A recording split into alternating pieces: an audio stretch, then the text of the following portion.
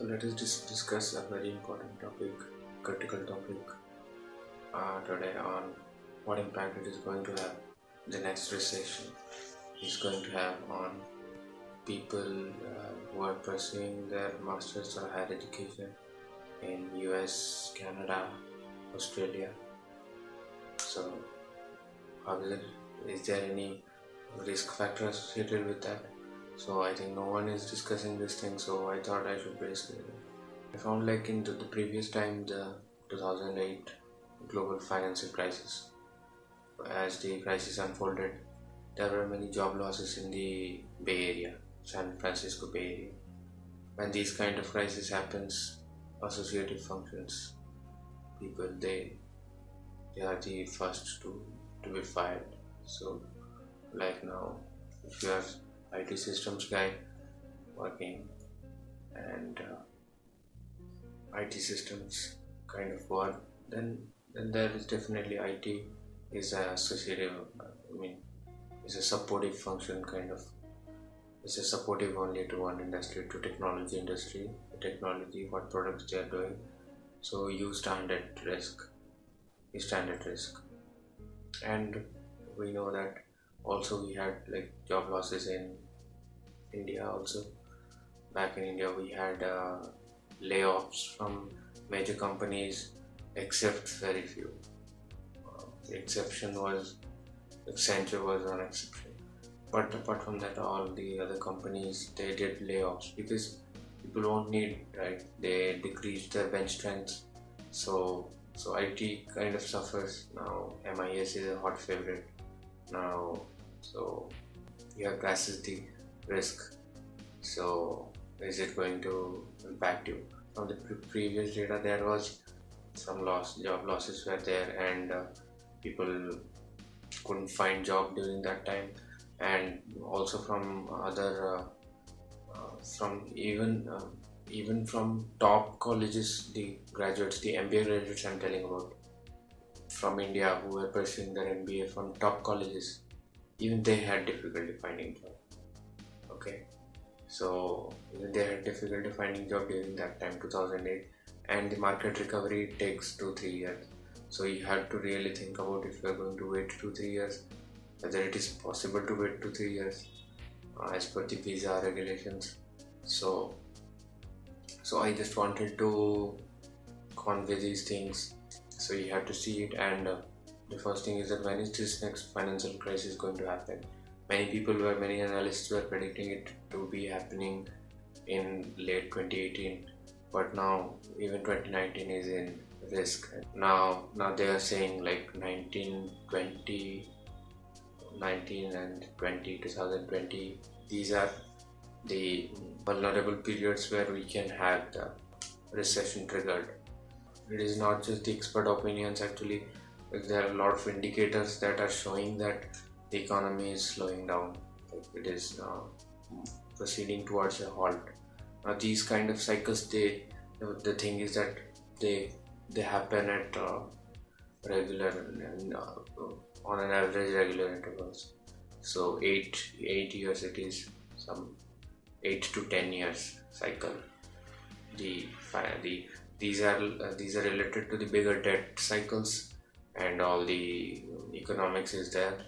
So what they say is that every 10 years or so, 8 to 10 years, it will be triggered. Now last time it was 2008, so if you add 10, so 2018, right? So we are due, and the debt level has skyrocketed in the US, and like trillion dollars of debt, it is skyrocketing.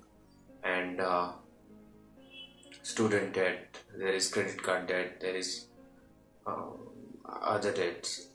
So that's the situation of US, and like the bubble is expanding, and no one knows when that bubble is going to burst. The situation is also not very different in the other developed countries like Canada also. In Canada, the housing bubble, it's about to burst, people are saying, because in Toronto, in Vancouver area, you already know, like the property rates are skyrocketing. So very impossible to even get a apartment for rent, and mostly you'll have to take the basement areas for like 1000 or 1200. Even that costs that much Canadian dollars. So it's quite expensive right now in Vancouver, and that property bubble, and so it cannot go on rising forever. The property prices cannot go on rising forever. There comes a time when the bubble bursts, and then we have the problem, economic collapses. And since each sector is linked to each everything else, it cascades, so there is a halt. So you cannot say that if you are working as a field engineer closer to the industry, if you are working, so then only you will be vulnerable to these things. No, it's not the case. So as far as MBA people, they also suffer. Then what is the parameter to judge yourself? I think one of the thing is like if you are into coding development and very good skills, emerging skills, and you are a valuable resource, you do work that matters. In that case, it will be very difficult for you to be fired or to not get selected for certain positions. So that is my way of addressing this risk, that I should be doing these kind of things. And so I don't really know about the other ones, because these are unpredictable things, and you at best you can do is look what happened previously. So now Bay Area jobs means those are good jobs only. So in the Silicon Valley itself, this kind of problem happened. So you have to see that, and maybe only startups are. But yeah, Lehman Brothers, and you had Citi, all the bigger companies also are laying off people. So no one is really secure in such scenarios. And to be frank, these are not like good times to get into college, but anyways people are doing that. So let's see, and let's hope for the best, because the results can be devastating when you are spending so much for your education and you are not able to get a job, or then it's really difficult. And even in as far as Australia also, the property bubble is there. So in Sydney and these places, the property, like it is the flats people are not able to purchase, like the value is skyrocketing. So simultaneously this is happening, and London is already experiencing these things. So US, Canada, UK and Australia, so they are on the verge of economic crash, on the verge. And since these are economies are related, they are going to affect the world economy. So world recession will happen. But the previous time, like India and China, like major Southeast Asian economies, were shielded from the crisis. Only IT people faced it, but the other industries are there. We have, okay, this is because of our strength, like the strength as economy. Now India and China, they are very very self-reliant countries. They produce goods and services, and like we are the market basically. India is the market, global marketplace for all the things. So we didn't know much about the problem, and our banking sector, they are not going to lay off people like Citibank does, okay, because this is public sector, okay. Most of us didn't know about the previous financial crisis. So in that way, so people who are working in India, they will not have the problem. But people who are working in US, working in Canada, and most importantly who are just starting to look out for a job, new job, they're going to face problem. And market does recover, but recovery takes 2-3 years, and the last time the recovery took around 2010. So this is the problem. Now one thing I told, like you have to be valuable with respect to what the work that you are doing. That is one thing. And the second thing is that you have to be close to the academia and not to the industry. So, and those are also the second category of people who will be at lesser risk. If you are doing research, if you are teaching students, you are a professor, you are working in the university, and the university is sponsoring your visa, then the economic slowdown is not going to affect, right? And so, as a scholar, if you are working, then so teaching assistantship, graduate assistantship, these kind of things you should look forward to, and academia jobs, and these are there. And apart from that, already now US, their retail industry is already collapsing. Retail industry is not in a good shape. Companies are closing down. Like this one major company closed. I think Sears closed. So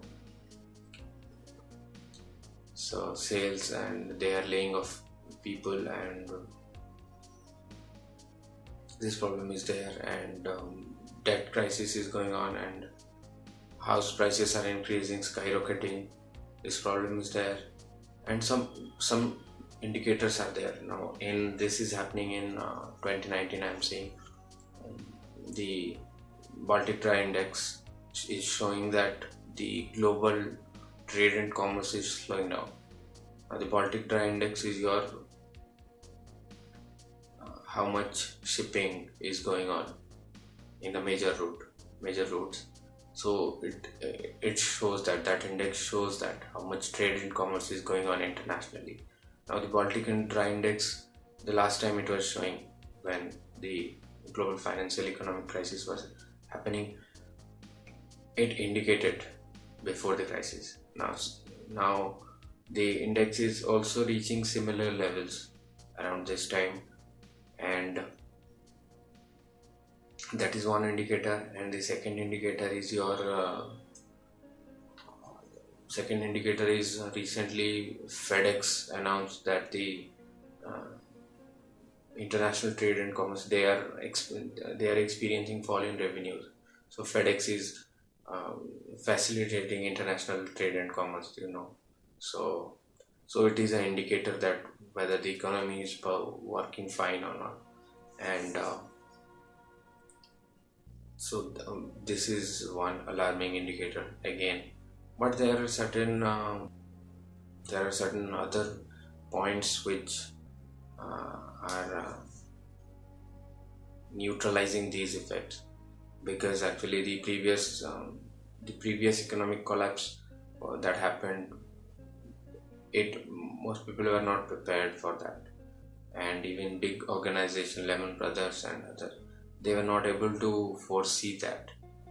Okay, so the Federal Reserve, they couldn't take the appropriate measures, but this time they know it, that what problems happened in 2008. So the Fed is prepared and it is regulating. This is what people are saying and the media is saying, but common analysts, experts are saying that the Fed is not doing anything, and all these people are reaping the benefit of the bubbles actually. So they are not going to stop it. So the Fed may be taking some steps, regarding interest rates, and trying to control the onset of the economic crisis. The Fed is doing it, and they are in a better position, they are telling that. So, but no one knows that, and these are like economic cycles, so whether these can be prevented or not is I don't think these can be prevented. So as a student, you should take care of this thing, and you have to prepare well in advance. And I thought I should be informing this through a video, because most of my friends, no one is aware of this and no one is telling us. So if you appreciate this, like, share, subscribe, show some support.